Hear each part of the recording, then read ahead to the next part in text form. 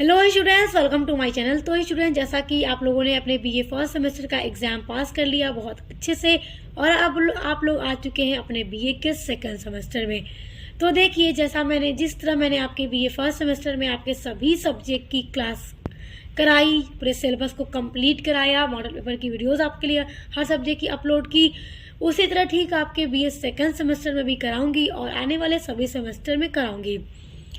तो देखिए, जो भी बच्चे सोशियोलॉजी पढ़ते हैं बीए सेकेंड सेमेस्टर में, समाजशास्त्र पढ़ते हैं, तो उसका जो न्यू सिलेबस है एनईपी 2020 के अकॉर्डिंग देखिए वो मैंने अपलोड कर दिया है। और एनईपी 2020 के अकॉर्डिंग लगभग सभी यूनिवर्सिटीज़ का जो सिलेबस है वो सेम है। फिर चाहे वो महाराजा सुहेलदेव विश्वविद्यालय हो, राम मनोहर लोहिया हो, वीर बहादुर सिंह पूर्वांचल हो या बी आर अम्बेडकर हो, सभी यूनिवर्सिटीज़ में लगभग सिलेबस सेम है।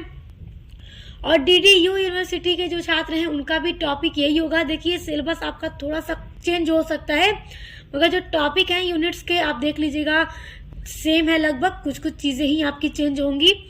तो आपके यहाँ जो है आप उसको चेक करके अच्छे से पढ़ाई कीजिए। तो देखिए, यूनिट नंबर 1 हम आज से शुरू कर रहे हैं। आपका जो है आपका भारत समाज की संरचना और संगठन, ये आपको पढ़ना है, जिसमें आपको गांव पढ़ना है, कस्बा पढ़ना है, शहर पढ़ना है, इन सभी के बारे में आपको पढ़ना है और ग्रामीण शहरी संपर्क पढ़ना है यूनिट नंबर 1 के अंतर्गत। तो आज हम इसको पढ़ने वाले हैं। तो चलिए शुरू करते हैं। शुरू करने से पहले एक और बात आपको बता दूं कि अगर आप इंग्लिश लिटरेचर पढ़ते हैं, इसके अलावा पॉलिटिकल साइंस पढ़ते हैं, हिस्ट्री पढ़ते हैं, तो उन सभी की क्लास भी चैनल पे चल रही है, तो आप उसको भी विजिट करके पढ़ाई कीजिए अच्छे से। चलिए, सबसे पहले आपका जो टॉपिक है यूनिट नंबर 1 में वो है गांव यानी विलेज। गांव क्या है, गांव के बारे में पढ़ते हैं। आपको गांव के बारे में पूरा पढ़ना है। आप भारत के समाज की संरचना और उसके संगठन को पढ़ रहे हैं। सबसे पहले आपको गाँव पढ़ना है, विलेज।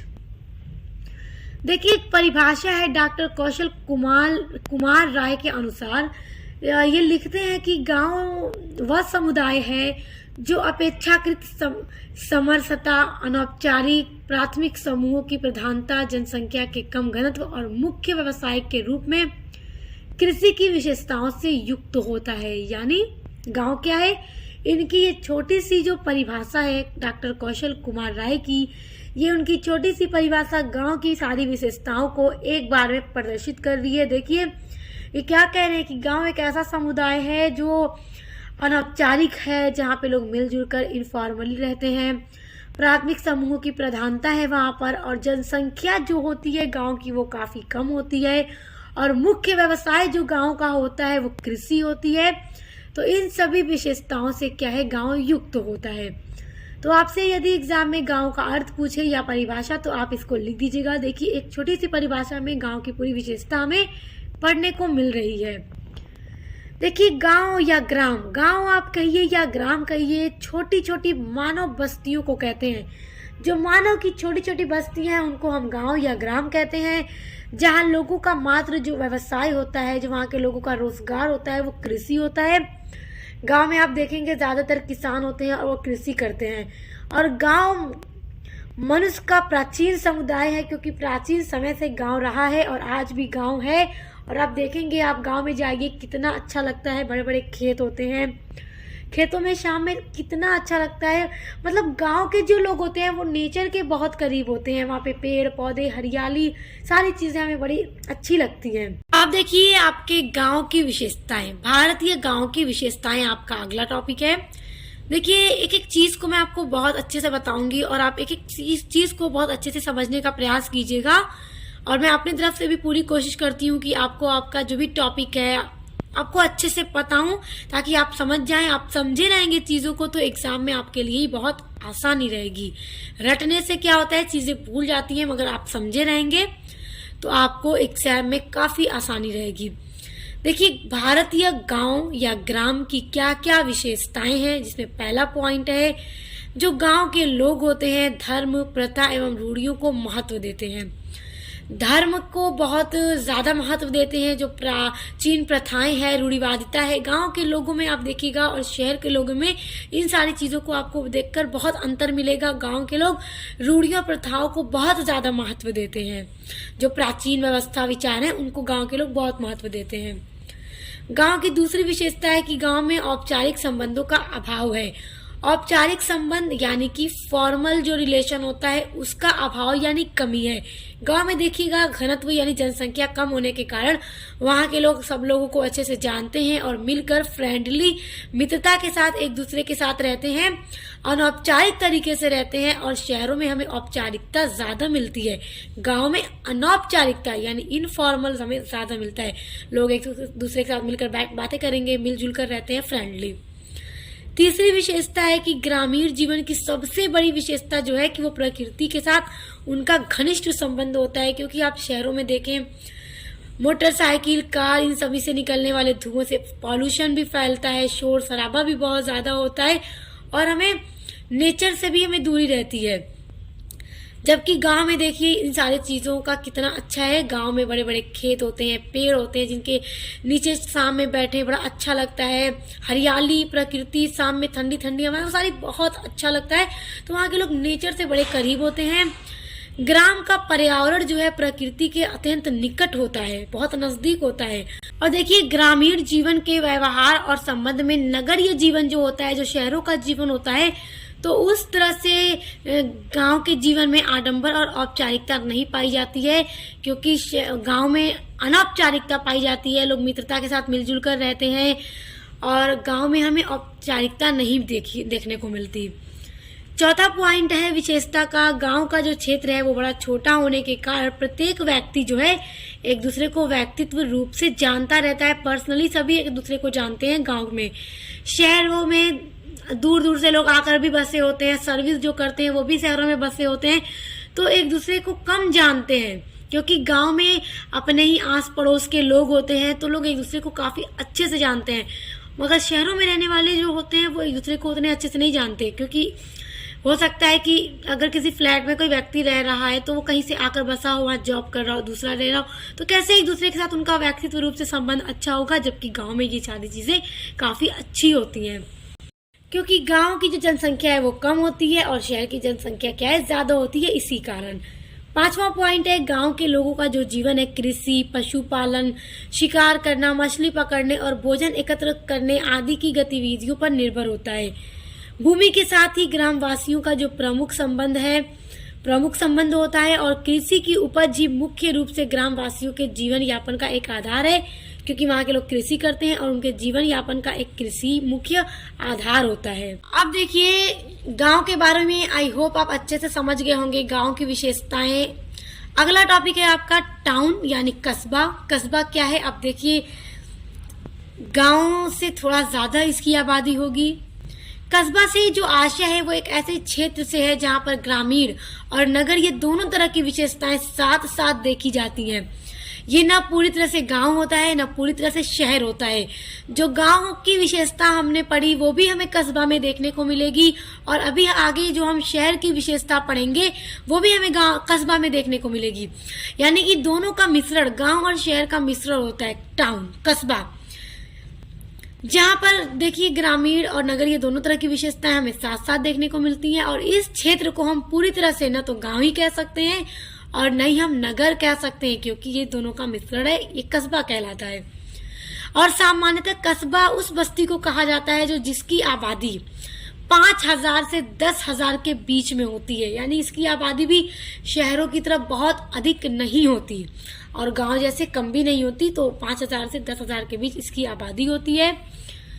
कस्बा भी नगर ये क्षेत्र है, किंतु वह नगर की तुलना में छोटा होता है। यानी कि यहाँ पर जो लोगों के रहने सहने का स्टाइल होता है वो शहर के लोगों की तरह ही होता है थोड़ा बहुत, लेकिन शहर जो है बहुत बड़ा होता है, नगर बहुत बड़ा होता है। तो नगर की तुलना में कस्बा छोटा होता है और कस्बा में गांव एवं नगर का मिश्रण हमें देखने को मिलता है। तो कस्बा के बारे में पूछेगा तो कितना सिंपल है, आप इस तरह से एकदम आराम से लिख दीजिएगा, क्योंकि आप चीजों को समझे रहेंगे तो आपसे लॉन्ग में भी क्वेश्चन पूछे तो आप आसानी से लिख लेंगे।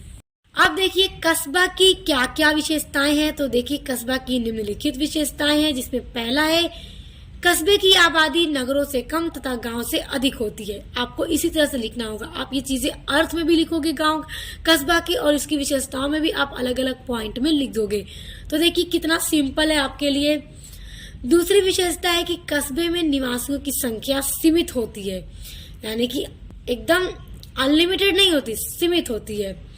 तीसरा है कस्बे में उद्योग व्यापार की भी प्रधानता होती है, यानी गांव जैसे शहर में उद्योग व्यापार होते हैं तो कस्बे में हमें ये चीजें देखने को मिलती है, क्योंकि ये भी नगर की तरह ही होता है। कस्बा की चौथी विशेषता है कि प्रत्येक कस्बे में डाकघर, चिकित्साघर तथा थाना भी होता है।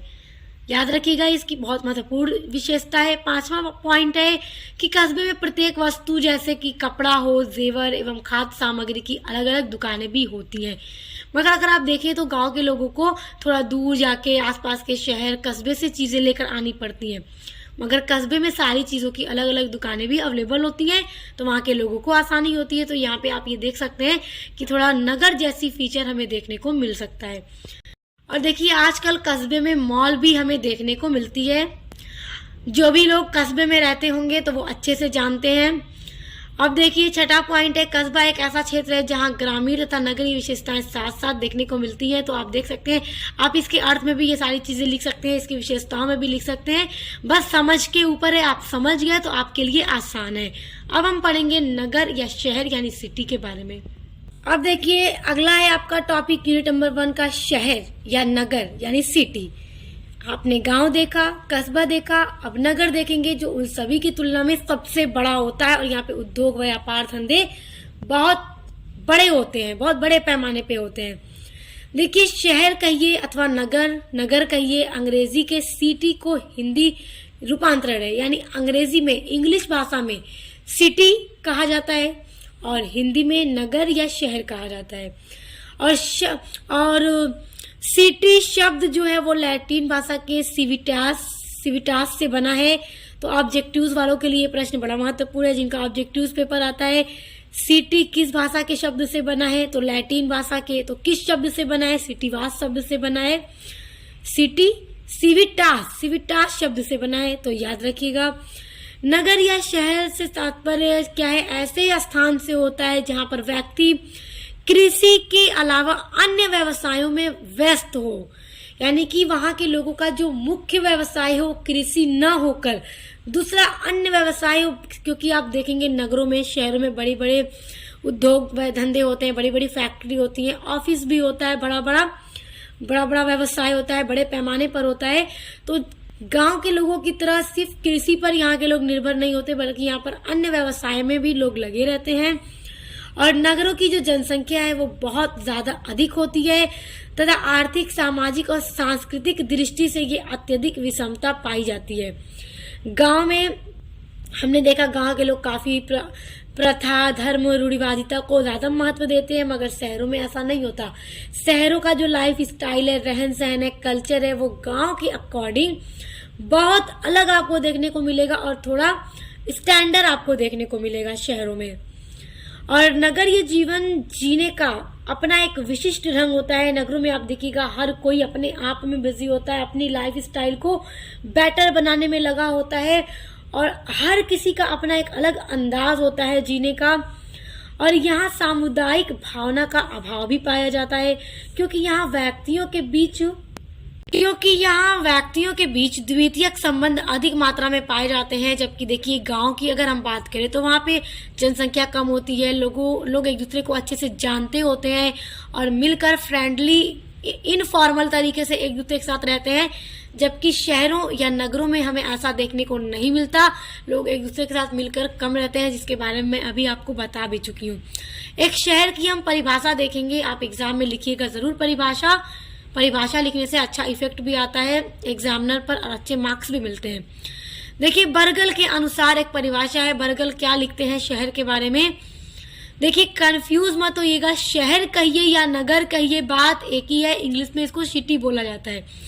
तो नगर ऐसी संस्था है जहाँ के अधिकतर निवासी कृषि कार्य के अतिरिक्त अन्य उद्योग में व्यस्त हों, जबकि गांव में सिर्फ कृषि पर ही लोग निर्भर होते हैं। याद रखिएगा, हो सकता है बहुत कम लोग गांव के शहरों में जाके काम वगैरह करते हो, मगर ज्यादातर लोग व्यवसाय जो होता है गांव का वो कृषि होता है, जबकि शहरों में दूसरे उद्योग धंधों में भी लोग लगे होते हैं, व्यस्त होते हैं। अब देखिए नगर की विशेषताएं या शहर की क्या क्या विशेषताएं हैं। तो इसकी निम्नलिखित विशेषताएं हैं। पहला है, नगरीय समुदायों में प्रतिस्पर्धा की भावना बहुत अधिक पाई जाती है। प्रतिस्पर्धा मतलब कंपटीशन, हर एक चीज को लेके, चाहे व्यवसाय को लेके, रहन सहन, लाइफस्टाइल को लेके, हर चीज में, शिक्षा को लेके, हर चीज में यहाँ पे प्रतिस्पर्धा यानी कंपटीशन आपको देखने को मिलेगा। आप मार्केट के क्षेत्र में देख लीजिए, या फिर लोगों का जो रहन सहन है, हर कोई हम बड़े की भावना लेकर जीता है, अच्छा अपना लाइफ स्टाइल बनाना चाहता है अपने आसपास के लोगों से। तो यहाँ पे प्रतिस्पर्धा हमें बहुत अधिक देखने को मिलती है। इसी कारण वहां पर संघर्ष भी अधिक होते हैं, यानी गांव में स्ट्रगल हमें अधिक देखने को मिलता है, क्योंकि यहाँ पे प्रतिस्पर्धा ज्यादा होती है। और आपने अपने पिछले सेमेस्टर, फर्स्ट सेमेस्टर में प्रतिस्पर्धा के बारे में पढ़ भी रखा है, तो आप अच्छे से समझ रहे होंगे। अब देखिए दूसरा पॉइंट है, नगरों में अधिकतर लोग यांत्रिक कार्यों, उद्योग, व्यापार तथा विभिन्न प्रकार की सेवाओं में लगे रहते हैं, जबकि गांव में ऐसा नहीं होता। तीसरा पॉइंट है, नगरों में औपचारिक व्यवहारों पर अधिक ध्यान दिया जाता है, यानी कि एकदम फॉर्मल तरीके से होके आपको बात करना है, बड़ों के साथ, छोटों के साथ एकदम हिसाब से आपको रहना है, जबकि गांव में ऐसा नहीं है। चौथा पॉइंट है, नगरों में भवन निर्माण मनमाने तरीके से नहीं अपितु नियोजित ढंग से होता है। आप देखिएगा इंजीनियर होते हैं, नक्शा बनाते हैं घर का, उसके बाद घर बनना शुरू होता है, भवन बिल्डिंग जो भी बनती हो तो एक नियोजित ढंग से होता है। और लोगों को मकान प्रायः पक्के तथा बहुमंजिले होते हैं। शहरों में ऊंचे ऊंचे मकान होते हैं, पक्के मकान होते हैं, जबकि गाँव में अभी ऐसा नहीं होता है। तो ये सारी जो है शहर की विशेषताएं हैं। देखिए शहर की विशेषता में पांचवा पॉइंट है, नगर या शहर में शिक्षा, चिकित्सा हो, मनोरंजन, बैंक, पोस्ट ऑफिस आदि नागरिक सुविधाएं भी बेहतर व्यवस्था होती है। शहरों में इन सारी चीजों की बहुत अच्छी व्यवस्था होती है तथा नागरिक सुरक्षा का बेहतर प्रावधान भी शहरों में होता है। तो ये सारी विशेषताएं आप याद रखिएगा, एग्जाम में पूछता है तो आपको ये लिखना होगा। तो आप चाहें तो स्क्रीनशॉट भी कर लीजिए, नोट्स मैंने आपके लिए ही बनाया है। अब देखिए जो आपका अगला टॉपिक है यूनिट नंबर 1 का और लास्ट टॉपिक है वो है ग्रामीण शहरी संपर्क। देखिए ग्रामीण यानी गांव के बारे में आपने पढ़ा, कस्बा के बारे में पढ़ा, शहर के बारे में पढ़ा।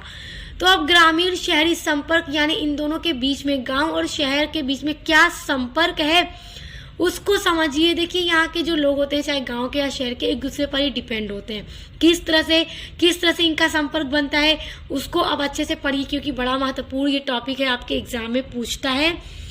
तो देखिए शहरी क्षेत्र भोजन हो, पानी हो, लकड़ी हो, कच्चे माल आदि की अपनी मांगों को पूरा करने के लिए ग्रामीण क्षेत्रों के ही लोगों पर निर्भर करते हैं, क्योंकि ग्रामीण क्षेत्रों में ही खेती की जाती है। जो भी खाद्य पदार्थ खेतों में उगाए जाते हैं उसके लिए, पानी के लिए या कच्चे भी माल के लिए, लकड़ी के लिए, इन सारी चीज़ों के गांव के लोगों पर ही निर्भर होते हैं, गांव के क्षेत्रों में ही निर्भर होते हैं।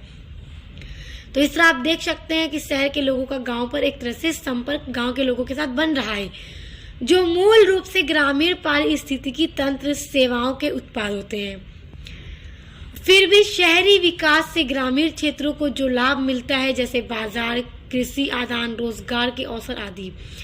देखिए फिर भी शहरी विकास से ग्रामीण क्षेत्रों को भी लाभ मिलता है। जिस तरह शहर के लोग इन सारी चीजों के लिए ग्रामीण क्षेत्रों पर निर्भर होते हैं, तो शहरी विकास, क्योंकि शहर गांव के अकॉर्डिंग ज्यादा आगे है, प्रोग्रेस पर है, तो ग्रामीण क्षेत्रों को जो लाभ मिलता है, वहाँ जैसे वहाँ पर बाजार जाके जो भी चीजें वो अपने खेतों में उगाते हैं, बाजार में ले जाकर बेचते हैं, उनके लिए एक रोजगार है। कृषि का आदान करना और रोजगार के अवसर, ये सारी चीजें उनको शहरों से भी मिलती हैं। तो इस तरह से ग्रामीण और शहर दोनों का संपर्क भी बनता है। अच्छा देखिए अभी मैंने आपको ग्रामीण यानी गांव या फिर शहर के लोगों के संपर्क के बारे में बताया कि कैसे दोनों ही एक दूसरे पर डिपेंड है, दोनों का आपस में संपर्क है। तो अब दोनों के बीच में हम अंतर देखेंगे, ग्रामीण व नगरीय जीवन में अंतर, यानी गांव का जो जीवन है, वहाँ के लोगों का जो जीवन गुजारने का तरीका है, और नगरीय जीवन जो शहरों के लोगों का जीवन है, लाइफ है, वो कैसी है, दोनों के बीच में क्या अंतर है, क्योंकि अंतर एग्जाम में जरूर पूछेगा। तो देखिए ग्रामीण बस्ती एक तरफ है और नगरीय बस्ती एक तरफ है, यानी ग्रामीण लोगों का जीवन और नगरीय लोगों का जीवन। अब दोनों में अंतर आप देखते रहिए। पहला अंतर है यहाँ के लोग, यानी देखिएगा ग्रामीण लोगों का जीवन, यहाँ के लोग कृषि पर निर्भर होते हैं, गांव के लोग कृषि पर ही निर्भर होते हैं और मुख्य जो व्यवसाय है वहाँ का कृषि ही होता है। जबकि नगर के लोग, यहाँ के लोग का मुख्य व्यवसाय उद्योग धंधा होता है। कृषि पर कम डिपेंड होते हैं। कृषि के लिए खाद्यान्न चीज़ों के लिए, भोजन के लिए इन पर ही डिपेंड है। तो यहाँ के लोगों का जो मुख्य व्यवसाय है वो उद्योग धंधा है।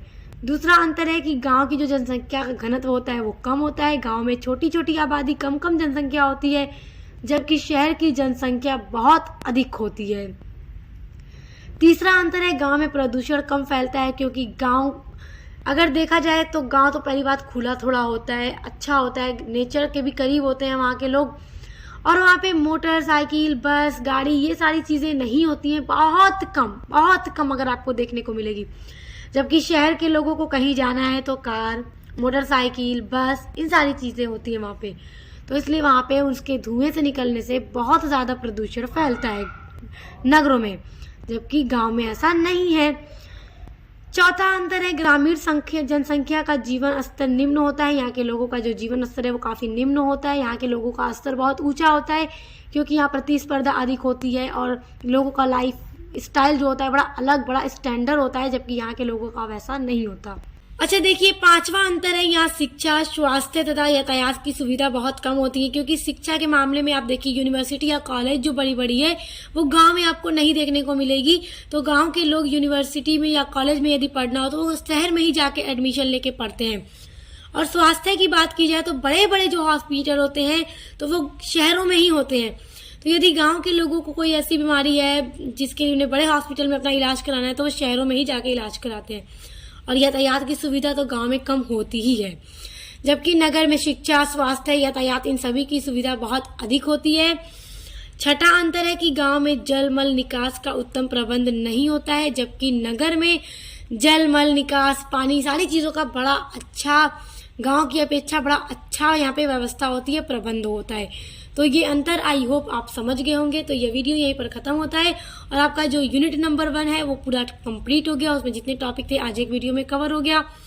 तो नेक्स्ट वीडियो से हम आपका यूनिट नंबर 2 स्टार्ट करेंगे और इसी तरह से एक क्रम में आपकी सारी वीडियोस आती रहेंगी। इसके अलावा आप अपने BA सेकेंड सेमेस्टर में इंग्लिश लिटरेचर पढ़ते हैं, पॉलिटिकल साइंस पढ़ते हैं, ज्योग्राफी पढ़ते हैं, हिस्ट्री पढ़ते हैं, तो उन सभी के लिए भी आप चैनल पर विजिट कीजिएगा। सभी सब्जेक्ट की क्लास कराई जा रही है। तो अब मिलते हैं नेक्स्ट वीडियो के साथ।